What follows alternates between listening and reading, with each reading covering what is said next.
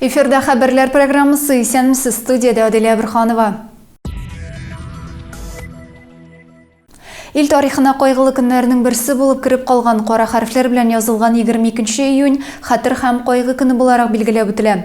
Бу көнне Зәйнең азатлык китерүче солдат һәйкәле янында митинг узды. Хәтер көнендә Зәйлеләр Бөек Ватан сугышында һәлак булган якташларны искә алдылар. Зәйдән 11600 кеше сугышка китә, шуларның 7000нән артыгы яу кырында һәлак була. Бүгенге көндә районыбызда 3 сугыш ветераны, концлагер тоткыннары, тыл хезмәтчәннәре яши. Безнең бурыч аларның геройлыгын киләчәк буыннарга тапшыру. Беркем дә бер нәрсә дә онытылмаска тиеш. Никогда не забудем и, конечно, дальше не допускать таких вещей. Помним и скорбим. Бөек Ватан сугышында һәлак булганнарны 1 минут тынлык белән искә алдылар. Азатлык китерүче солдат һәйкәле алдына чәчәкләр салдылар.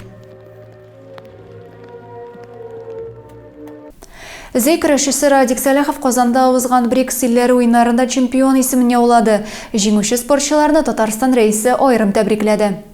Кичә Казан Кремлендә Татарстан рәисе Рөстәм Миңнеханов БРИКС уеннарында уңышка ирешкән спортчыларга һәм тренерларга дәүләт бүләкләре тапшырды. Алар арасында зәй көрәшчесе Радик Сәләхов та бар.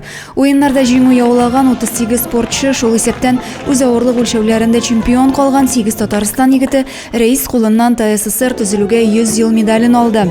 38 медалей высшего достоинства и внесли весомый вклад в общую копилку сборной Российской Федерации, которая уверенно заняла первое место в общекомандном зачете.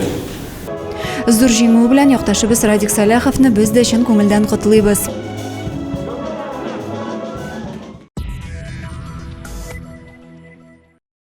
Зәйфыклары һәм Новый район газеталарына язылу өчен санаулы көннәр калып бара. Районда булган вакыйгалардан хәбәрдар буласыгыз килсә, тиз арада 2нче ярты еллык өчен язылып калыгыз. Газета битләрендә туган төбәк тормышы, аның кешеләре турында укып белергә мөмкин. Хезмәт алдынгылары кызыклы һәм катлаулы язмышлы геройлар белән танышырсыз. Алар барысы да газета битләрендә, шулай ук сайтта һәм социаль челтәр төркемнәрендә чагылыш таба. Басмаларга Зәйнең почта бүлекчәләрендә һәм Ялчыгыл урамы 9нчы йорт адресы буенча урнашкан редакциядә язылырга мөмкин. Почта бүлекләре аша бәя 906 сум 36 тиен, редакциядән килеп алучыларга 550 сумны тәшкил итә. Язылу кампаниясе июнь ахырына кадәр дәвам итә. Зәйнең ЮХИДИ хезмәткәрләре юл хәрәкәте кагыйдәләрен бозучы машина йөртүчеләрне ачыклау максатыннан юлдан баручы транспорт чараларын туктатып тикшерде. Нәтиҗәдә 5 кагыйдә бозуга чик куелды. 25 июньдә Зәй юлында тоннель операциясе узды. Тикшерү барышында юл хәрәкәте кагыйдәләрен бозган өчен 5 шофер административ җаваплылыкка тартылды. Шуларның берсе ОСАГО именият полисыннан башка руль артына утырган. Шулай ук куркынычсызлык каешын эләктермәгән һәм машина тәрәзәләрен нормадан артык караңгылаткан берәр шоферга штраф салынды. Штрафларны түләмәгән өчен 6 тапкыр административ җаваплылыкка тартылган машина йөртүчене дә исәпкә алдылар.